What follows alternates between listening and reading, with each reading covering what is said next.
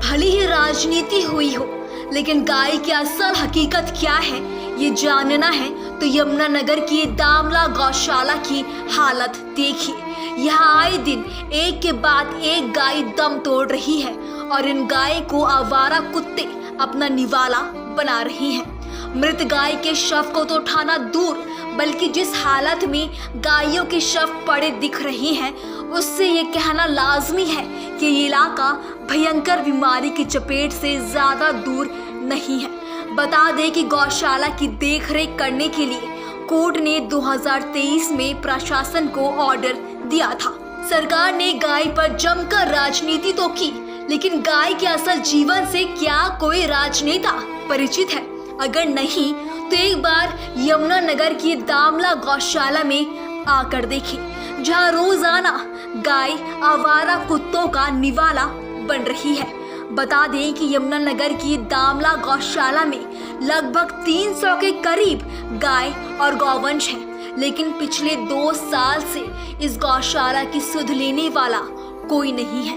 इन दिनों गौशाला की हालत बद से बदतर हो चुकी है। गौशाला में 10 के करीब गाय और बछड़े मृत पड़े हैं और उन्हें आवारा कुत्ते काफी हद तक नोच नोच कर खा चुके हैं।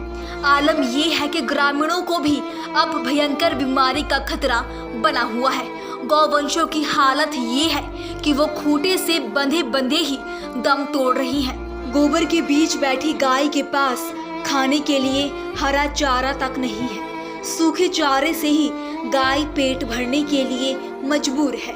ऐसे में 2022 और 23 में दामला की गौशाला का मामला कोर्ट में चला गया था और तब भी कुछ ऐसी ही हालत यहाँ पर देखने को मिल रही थी।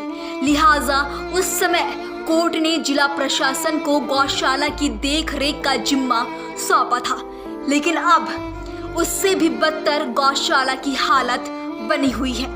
राजनीति में चर्चा के बीच रही गाय गोबर के बीच में ही अपना दम तोड़ रही है और उसकी सुध लेने आज तक कोई भी नेता गौशाला में नहीं पहुंचा। लेकिन फिर जब भी गाय की बात आती है तो गाय को मां का दर्जा आखिर क्यों दिया जाता है? जी बिल्कुल, ये ग्राम पंचायत दामला की है जो गौशाला है, इसकी कोई भी सुध नहीं ले रहा, ना ही प्रशासन ना ही पंचायत।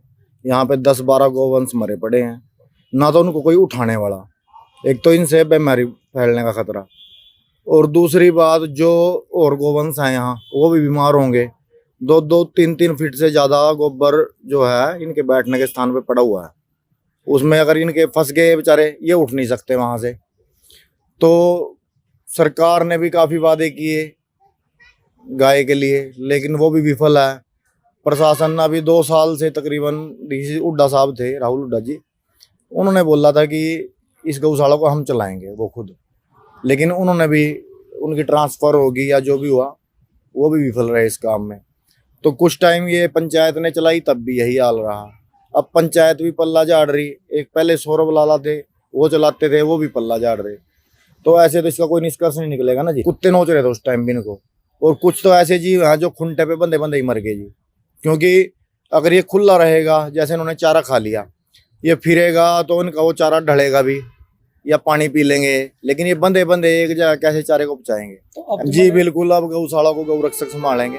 गाय को इस हालत में देख अब गौरक्षक आगे आना शुरू हो गए हैं। आज जब गाय को इस हालत में गौरक्षकों ने देखा तो उन्होंने ये ठान लिया कि अब गौशाला को भी वो खुद ही देखेंगे, क्योंकि जो हालत गायों की इस गौशाला में है उससे तो बेहतर ये ही है कि गाय कटने के लिए चले जाए। फिलहाल इस पूरे मामले में प्रशासन भी चुप्पी साधे हुए है।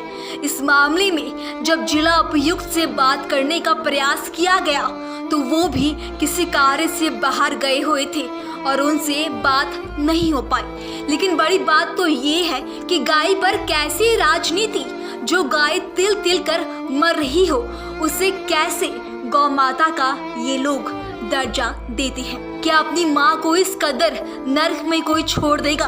अगर नहीं तो एक बार इस मामले की गौशाला को जरूर देखिए। तो क्या नाम है आपका? मेरा नाम चिराग सिंघल है।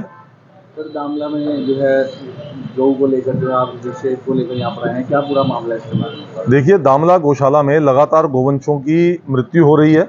वहाँ पर ना तो हरा चारा है गाय के खाने के लिए, ना वहाँ गोबर उठान है, ना वहाँ पर कोई व्यवस्था है, ना कोई गाय को देखने वाला है।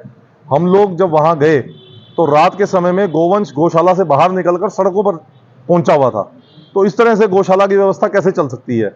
और गोबर उठान वहाँ पर कम से कम 20-25 दिन से नहीं हुआ था, जिसकी वजह से गोवंश के जो पैर थे वो धंस रहे थे। और एक मृत गोवंश शनिवार को वहां पड़ा हुआ था, और कल वहां पर कम से कम 8 मृत गोवंश हम लोगों ने खुद देखे हैं। वहां पर वीडियो हमारे पास है, फोटोज हमारे पास हैं। और वहां पर जो व्यवस्था है, उस व्यवस्था को बनाने का जिम्मा डीसी साहब के पास है।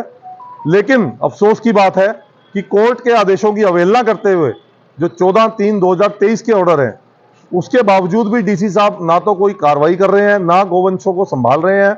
लगातार गोवंश वहां पर मर रहे हैं। तो हम डीसी साहब से मिलने के लिए परसों भी आए थे लेटर लेके, और ये साथ में कोर्ट के ऑर्डर भी हमारे पास हैं। लेकिन ना तो परसों में डीसी साहब मिले यहाँ पर, ना आज मिले। आज भी सुबह से हम यहाँ आए हुए हैं, अब तक डीसी साहब से मुलाकात नहीं हो पाई। डीसी साहब है ही नहीं।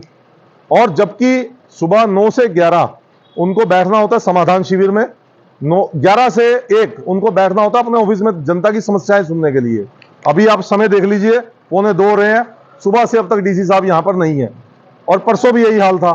तो अगर बैठना ही नहीं अधिकारी ने, यहाँ लिख के लेटर लगा दो कि अधिकारी अवेलेबल ही नहीं है जी, और जब अधिकारी आएगा तो आपको बता देंगे या पब्लिश कर देंगे या लेटर हटा देंगे कि अधिकारी बैठा हुआ है। तो ये हालात अगर हमारे शहर के हैं तो कैसे गोवंश बचेगा? वीडियो भी वायरल हो रही है, कुत्ते जो है लोग रहे हैं। जी बिल्कुल, वहां पर गोवंश का इतना बुरा हाल है कि गोवंश को वहां पर कुत्ते नोच रहे हैं। गोवंश इतनी बेकदरी में है वहां पर। और जो 2014 से ये सरकार, जो भाजपा की सरकार है, ये गोवंश के मुद्दे को लेकर आई थी कि मोदी को मतदान, गाय को जीवन दान। हम तो कहते हैं जी, मोदी को मतदान और गाय को कूड़ेदान, इनका ये नारा है आज के टाइम में। डीसी साहब को मिलना है, क्या विषय है आपका? देखिए, डीसी साहब को मिलने का विषय सिर्फ एक है कि डीसी साहब इस गाय को लेकर, इस गौशाला को लेकर कोई समाधान निकाले।